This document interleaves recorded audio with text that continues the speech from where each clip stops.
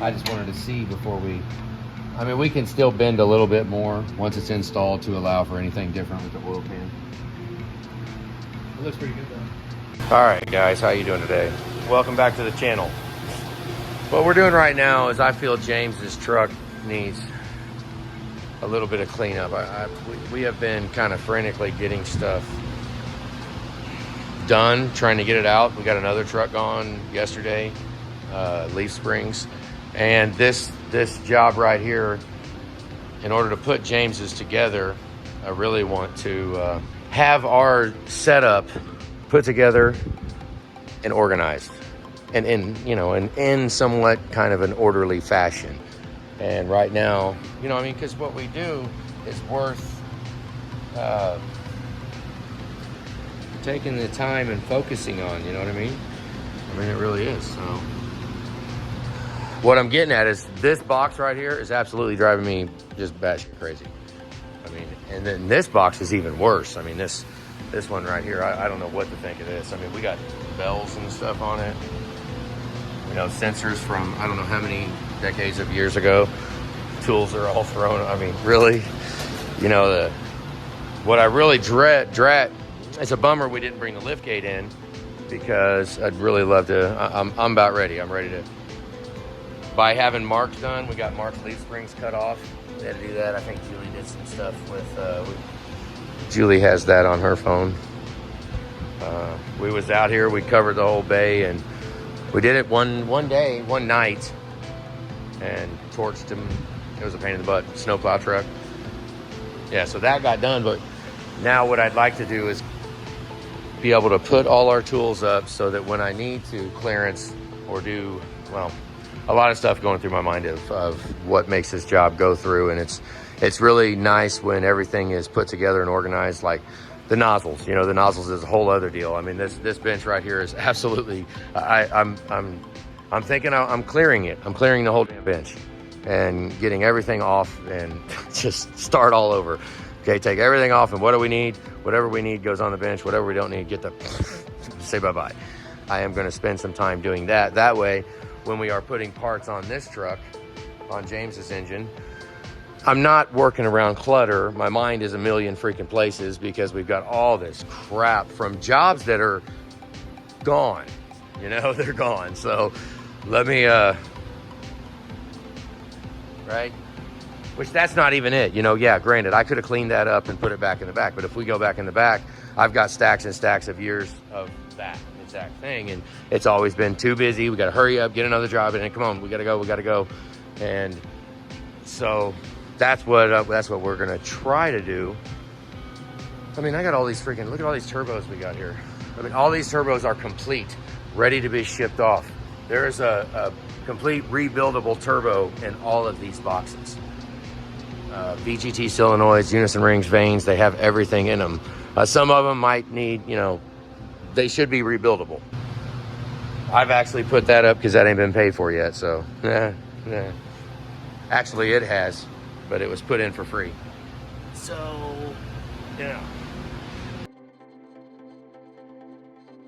say this set of turbos here. I would really love to have a place. See how it's over here? I mean, it's all done. It's ready to be bolted on the truck. Everything's all done. It takes a process to do that. When this turbo comes off the truck, it's disgusting. I mean, it's horrible. Everything looks like crap. What I would like to venture towards, and that goes for the high pressure pump too. That goes for the pump. I would like to have a spot in the shop where that set of turbos goes, or even if it's 6 liter, wherever the turbo goes, and that's we rehab it. We might take it outside to do all the grinding and brushing and all the crap we do to it because it's dirty. But have a place where we work on it and it sits until we take it off the truck and set it in this one spot. And then, have a spot for high pressure pumps too. Every truck has high pressure pumps. Have a spot for turbos. Have a spot for injectors, spot to go through the injectors, a spot that the valve train resides for the entire life of the job. And I mean, I like these tables. They don't have a bend in them. Those are rickety freaking junk tables. It'd be cool to have tables like this set up That's a fairly stout table. I mean, these tables aren't so bad either. You know, I like these. These aren't bad if we could organize them in places where they can, in the shop, you know, if we have enough room.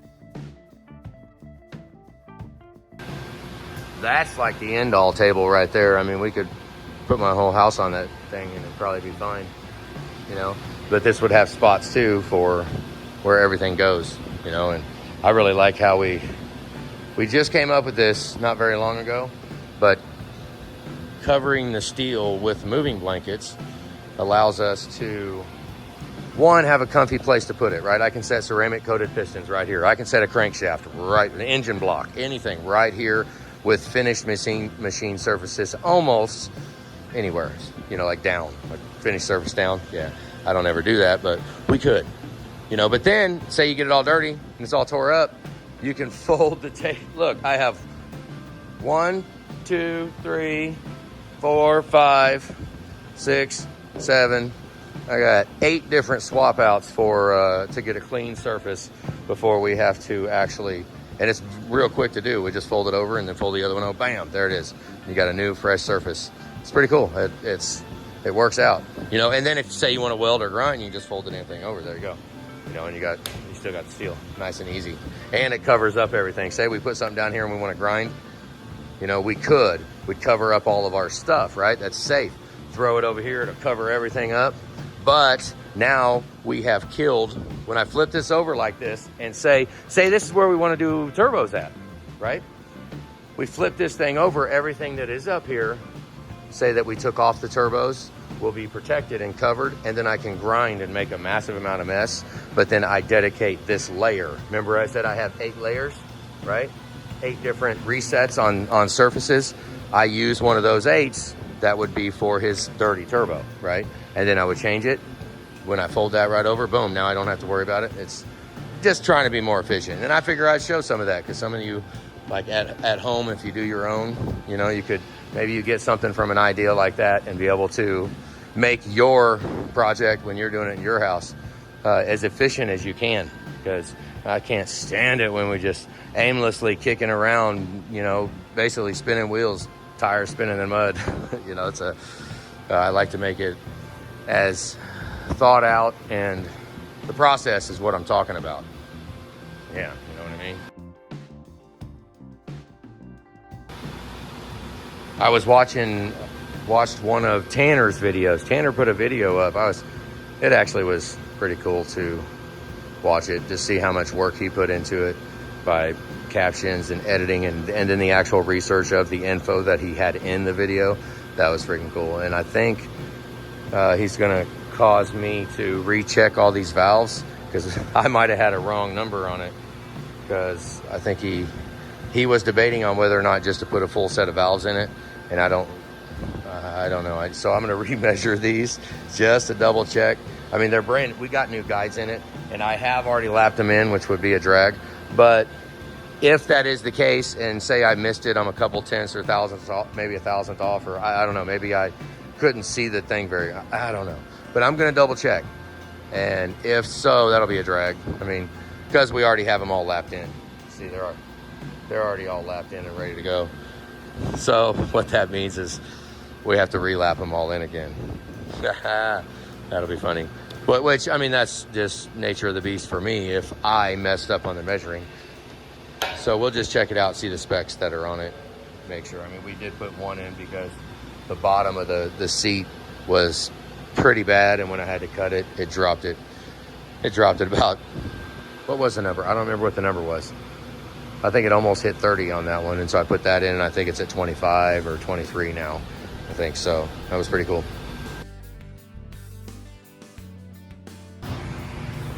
Back to what the heck we was talking about, though. We need to clean this up. Clean up the boxes. You know, how many of you guys cringe when you see this box like this? You know, my dad was not a mechanic. He was not. I didn't grow up in a shop, and I'm trying to learn how to organize it a little bit. The thing that kind of gets me is, well, I have been using a lot more of them, I guess, but I don't use a lot of that. A lot of the other tools that cause me to have, I mean, it'd be cool to have though. I just don't know that it's worth the investment that, you know, I hear people when customers come in and they'll look in this drawer right here and they'll just cringe. They'll cringe. And then I'll say, well, how much you got in tools? They'll say, well, $50,000. I'm like, for 50 grand, you know what? I'll figure out a way to organize it. And I think I hopefully would be intelligent enough to remember that I put that T25 right there. Is that a T25? No, it's a T15, whatever. Okay, so 25, 27, you know, they're all right here. So maybe one day, you know, if we get plenty of patrons, right? If we get plenty of patrons and enough of the patrons say that they're sick of looking at this box, then maybe we'll do something about it. But, you know, we're going to clean it a little bit, though. This is in disarray. This is absolutely horrible, so don't get me wrong. But what I'm saying is I don't have an organization where, you know, I have like a foam cutout for every single one of them, and they all go in order. And when you open it, it's like, whoa, you know, the light shines out of the bottom of it because it's like holy grace of God. Yeah, I don't have that. I set the 3/8 drive ratchets right there on the freaking ground, and I shut the freaking door. So what I'm getting at with that is, what do you guys think of that? Do you think that's a little, I mean, one thing we have done is, like, for all the employees we've had, they don't bring any tools in here. We don't have them. I say, you know, leave your toolbox at home, because if and when, you know, let's be honest, if and when somebody ever does decide they want to leave and don't want to work here no more, we're not going through the deal of a tow truck or a back of a truck and somebody carrying stuff out of the shop and they were wondering, well, you know, is this mine or is this mine, and who's and who's no. So I had that thought. That's probably because I was not raised in a shop. You know, I'm looking at this a little different. I mean, when they walk out the door and they say they're done, they grab their coat, they grab their keys, and they grab whatever they brought for lunch, and they leave. You know, which, because it can get very, very expensive. I mean, we've got this awesome Super Duty brass hammer. I don't know where a picture is of that brass hammer, but it disappeared. It left. Mark, HAC diesel. Here, let's look.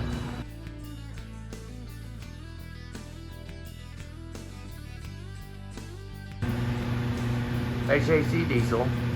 He spit me out this awesome brass hammer that had Super Duty on it. It was a valve. It was out of a valve with a big chunk of brass on it. Used it for everything. Front cover dowels. Oh yeah, it's in videos. I mean, hopefully, maybe if we get a minute, I will. Oh, who said that about the camera shaking around all over the place? Maybe we'll get a picture of it. We'll put a bounty on that thing. I'll put a reward on it. But they'll just grind the brass off, sell the shavings. Cheap bastards. Somebody has it. I don't know. It's original. Mm-hmm. Mark made it. And if we could have it back, I mean, it'd be worth $1,000. I'll give $1,000 for that thing. Mark will probably make you another one for $1,000. He can't. It had dents in it that can't be replicated. Mm-hmm. I think it was one of a kind. So, I mean. Just like you. It's definitely one of a kind. Just like who? Just like you. Yeah.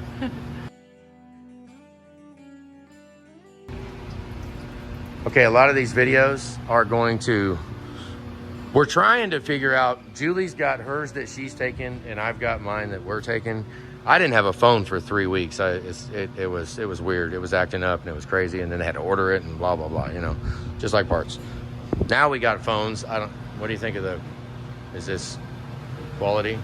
Can you see the dirt and the massive disarray?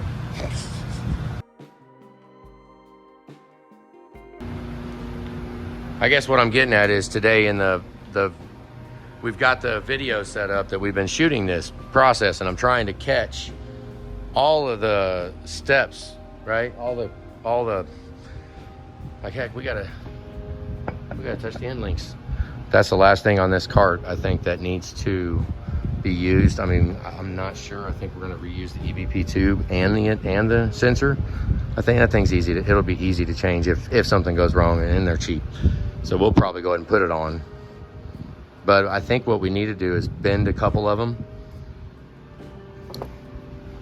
you know, because how our exhaust goes on, you can mount all of this in the factory location. This gets mounted in the factory location, but I don't have it set up where it is an absolutely 100% replicatable thing. I put it on the engine, and well, I put it in the vise first and take some of the bends out real carefully, because that's stout tubing.